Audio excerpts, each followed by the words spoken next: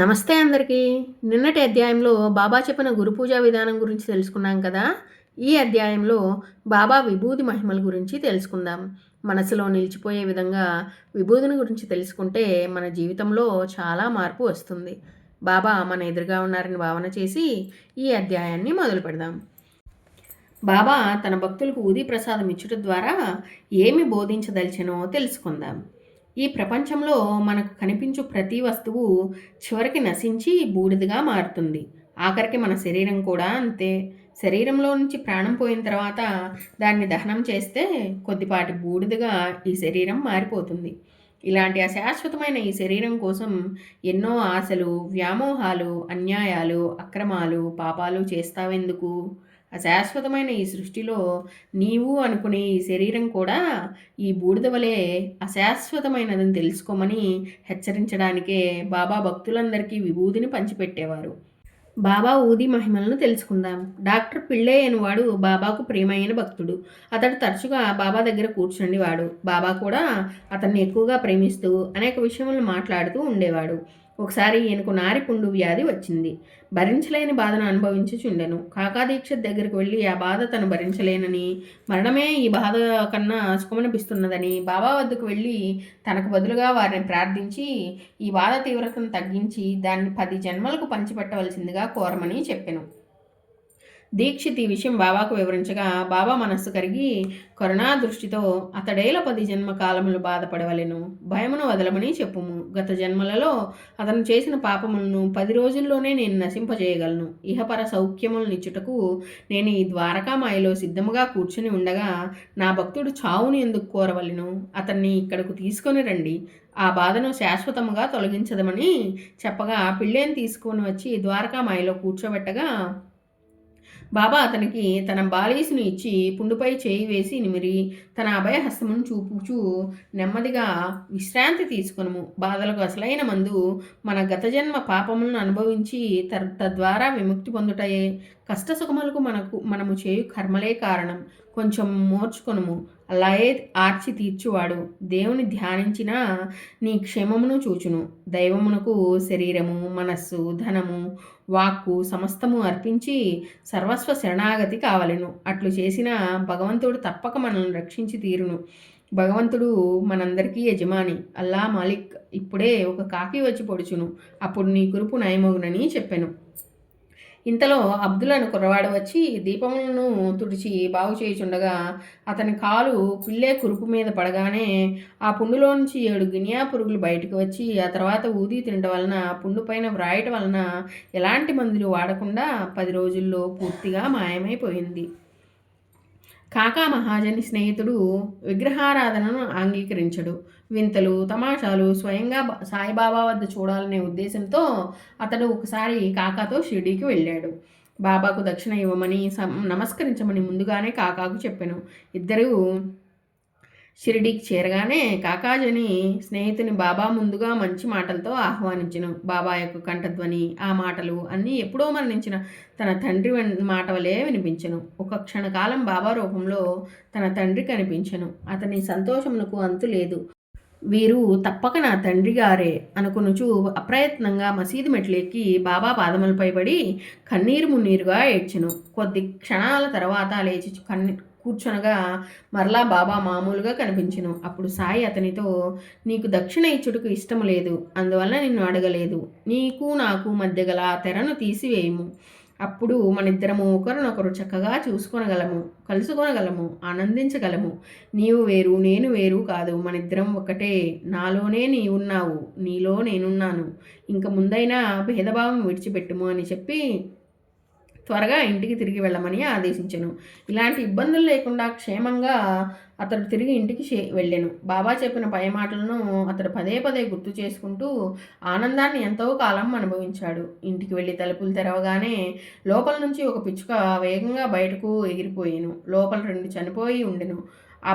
అతనికి షిరిడీ వెళ్ళినప్పుడు పొరపాటున ఆ 3ంటిని లోపల ఉంచి ఇంటికి తాళం వేసి ఉండవచ్చును. వాటిలో 2 మరణించిన 3వ దాని ప్రాణం కాపాడడానికే బాబా అతన్ని వెంటనే ఇంటికి పంపినని అతడు గ్రహించి పశుపక్షాది జీవులపై కూడా బాబా గల ప్రేమను గ్రహించి ఆశ్చర్యపోయాడు.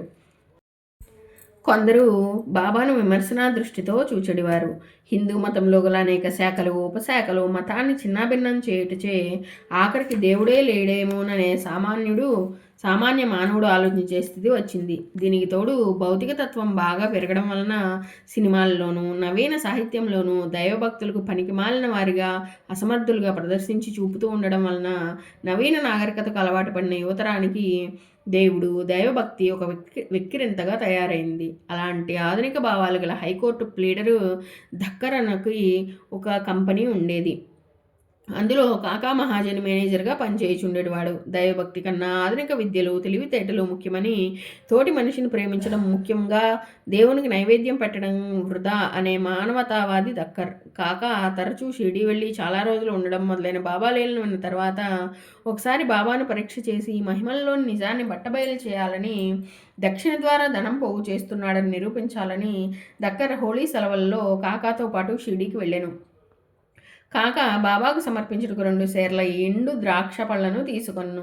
షిరిడీ వెళ్ళి బాబాను దర్శించి కాకా ద్రాక్ష పళ్లను బాబాకు సమర్పించగా వాటిని అక్కడ వారందరికీ పంచిపెట్టమని బాబా ఆజ్ఞాపించెను. వాటిని నోటిలో వేసుకుని నమిలి గింజలనేమి చేయవలనో తెలియని దక్కర్ మసీదు లోపల వేయుట గౌరవముగా నుండదని భావించి వాటిని చాలా చిరాకుగా జేబులోనే వేసుకొను. అలా తిన్న ద్రాక్ష పళ్ళ గింజలు జేబులో వేసుకుంటా తన హోదాకి తగిన పని కాదని, చాలా అసహ్యకరమైన పని అని భావించి తన చేత తనకు ఇష్టం లేని అలాంటి పని చేయించినందుకు బాబాను తన మనస్సులోనే ప్రశ్నించెను.